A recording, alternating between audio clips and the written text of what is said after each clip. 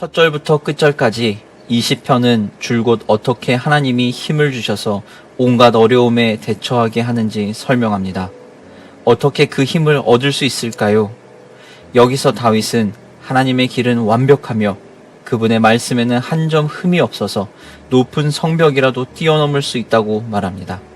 온전하신 하나님은 그분의 백성들과 그만큼 온전하게 소통하십니다. 그럼에도 불구하고 우리는 건성건성 성경을 읽고 기도를 건너뛰며 제대로 묵상하지 않으면서 무슨 말인지 모르겠다고 불평합니다. 말씀이 인간이 되신 예수님 다음으로 하나님이 세상에 베푸신 큰 선물은 그분의 기록된 말씀입니다.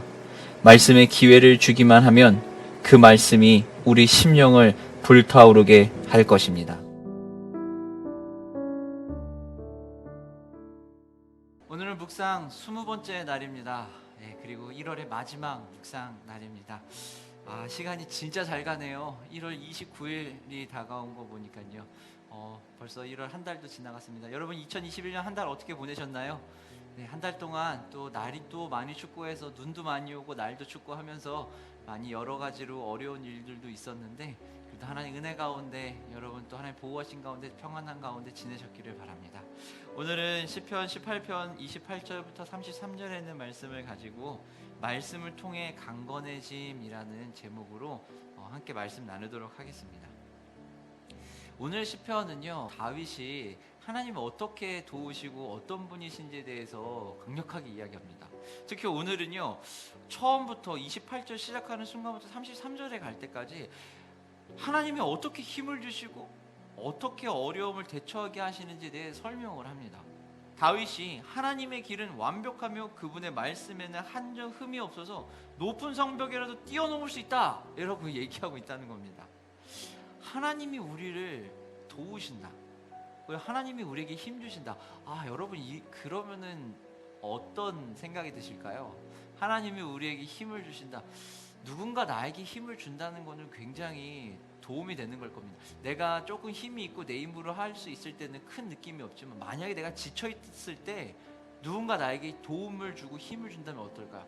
아마 굉장히 큰 힘이 될 것입니다. 굉장히 큰 힘이 되고 그것으로 인해서 또 한 걸음 또 나아갈 수 있게 될 거라는 거예요. 오늘 본문 시편 18편 본문에 보면은요, 30절에 굉장히 저한테는 조금 마음에 와닿는 구절이었습니다. 왜 그러냐면 제가 한번 읽어드릴게요. 시편 18편 30절입니다.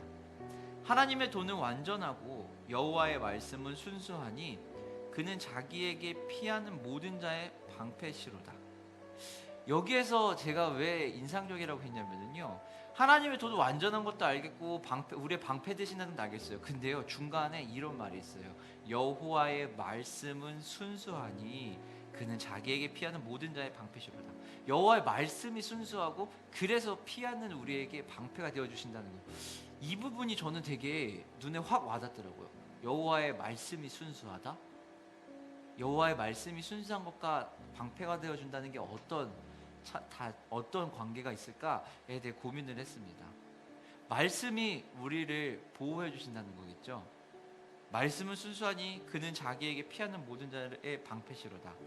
31절에는 이렇게 계속 얘기해요.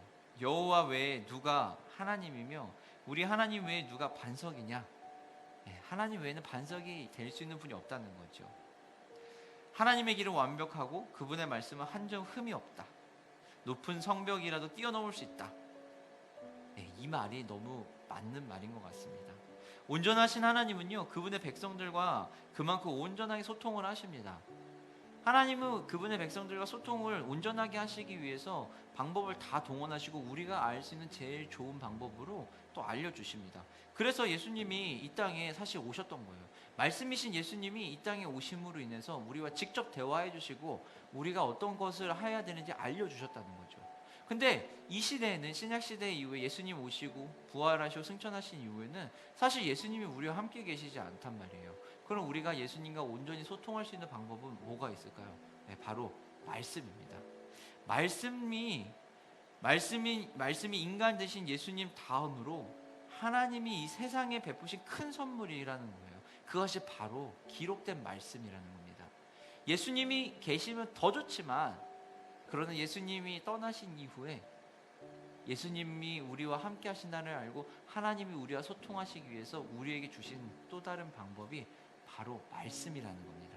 그래서 우리는 말씀을 통해서 강건해질 수 있습니다. 그분이 베푸신 큰 선물, 이 말씀을 우리가 기억해야 됩니다. 그렇기 때문에 말씀이 우리 안에 역사하기만 하면은요, 그 말씀으로 통해서 우리의 심령이 불타오르게 된다는 거죠. 그리고 그 말씀을 이해하고 깨달을 수 있도록 도움이 필요해서 누구를요? 네, 바로 성령님께서 우리와 함께 계신다는 겁니다. 사랑하는 성도 여러분, 말씀이 우리 안에서 역사하기 시작할 때 말씀의 기회가 들어가기 시작하면은요, 우리의 삶은 불타오르고 우리의 삶은 변화가 일어날 겁니다. 오늘의 묵상을 이 한 줄로 마치도록 하겠습니다. 오늘의 한 줄 묵상은요, 말씀의 기회를 주기만 하면 그 말씀이 우리 심령을 불타오르게 할 것입니다. 여러분, 올 한 해 2021년을 살아가면서 말씀에 기회를 주시는 건 어떨까요? 말씀이 우리 안에서 온전히 역사해서 말씀이 우리 안에서 우리의 심령을 불태워 하나님의 일들을 꿈꾸고 바라보며 나아갈 수 있도록 그 말씀에 기회를 주시고 그 말씀을 받아들여서 살아가시기를 주님의 이름으로 축원합니다.